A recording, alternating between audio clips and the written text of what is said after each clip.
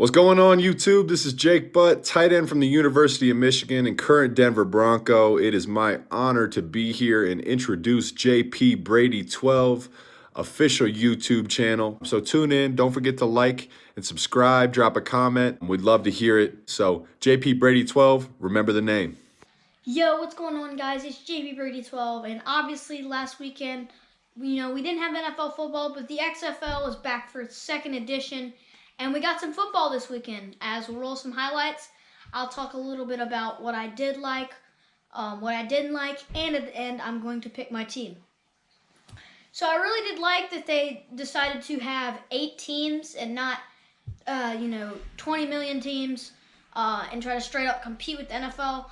I like what they did, having it as a spring football league, because nothing can compete with the NFL. You just can't coexist with that league. What they're trying to do, which is smart, is become a minor league to the NFL, which is what they need to be doing. And so I thought that was really smart. Also like how it's on Saturday and Sunday, just like the AAF, and how you have it on ESPN and Fox, and how, having it on ESPN, like I heard a story, someone was just watching it by accident because they had ESPN on and they went to go grab something and the game was on. So that was cool to hear that story. So the XFL is doing a great job of getting their brand out there. And a couple rules, the 3 rules that stood out, I think these are the only 3 rule changes. One, the kickoffs. I think that's smart because, the AAF, is kind of boring. They just put the ball down at the 25 when, put the ball down at the 25 when you could have done a kickoff. And I know it's risky for injuries, and you don't want people getting hurt that haven't played and haven't been conditioned in a long time, or not a long time, but in 2 years. You know what I mean? And so yeah, that was smart to have the kicker line up at the 35, and then have the kick returner line up in the end zone, and then you have the coverage units lined up 5 yards apart, so that reduces injuries. And even though they're like right next to each other, it doesn't make any big returns. Like I only saw 1 return that went past the 50-yard line, and that was about it. So it doesn't make a huge difference from a return standpoint. Also liked how the clock stopped on every play under 2 minutes. I like that because teams where their strength is running the ball, that would be a lot helpful to them, because then they can run the ball and still, come back and win. And you can't milk the clock. You have to throw the ball, which is also smart, so you're throwing the ball more and it's more exciting for the fans, which I thought was genius by Vince McMahon and Oliver Luck from that standpoint.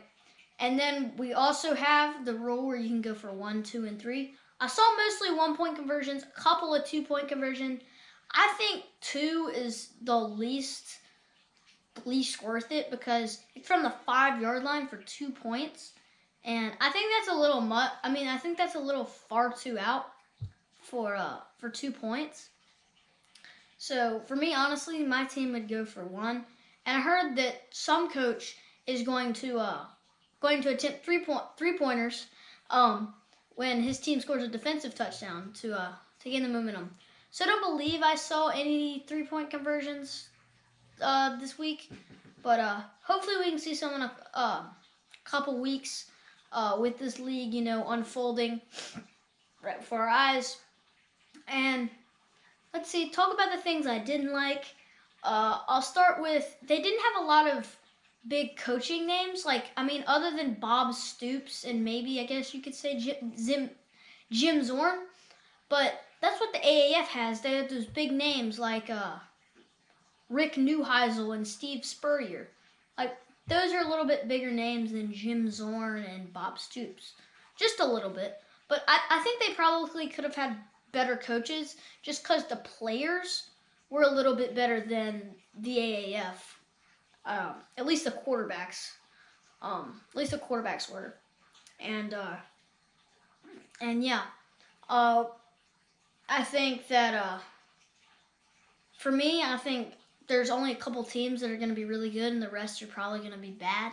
Like, I think the Dragons and the Vipers, yeah, I don't see them being any good in this league, which stinks because I wish there was a little bit more parity, as their teams got kind of blown out on Saturday and Sunday. But it'll be interesting to see where this league goes in the future, and maybe it can have some success. The USFL had a couple good seasons, but then it failed. You had the XFL in 2001. That was a train wreck. You had the AAF that looked like it was going strong and then just went. And so hopefully the XFL can do well. And you also have to note that the XFL, it had great viewership in week 1, but it needs to be able to sustain that. When the AAF was there, week 1 had more viewers than an NBA game. Because this season is going to go through the NCAA tournament. It's going to go through the NBA playoffs. Or not all the NBA playoffs, but a lot of the NBA playoffs. So it'll be interesting to see if they can, maintain viewership through all those important events, because the AAF, they were just starting to get to March Madness when that happened. So when it collapsed. So yeah. So now I'm going to pick my XFL team. So as you can see here, up on the screen, you've got our 8 teams here. We've got, I'm not gonna name them all because I'm forgetting as we speak, as you hear my dog barking. So I'll give you a hint. It's not going to be, excuse the doorbell. It's not gonna be the Dragons. It's not gonna be the Vipers.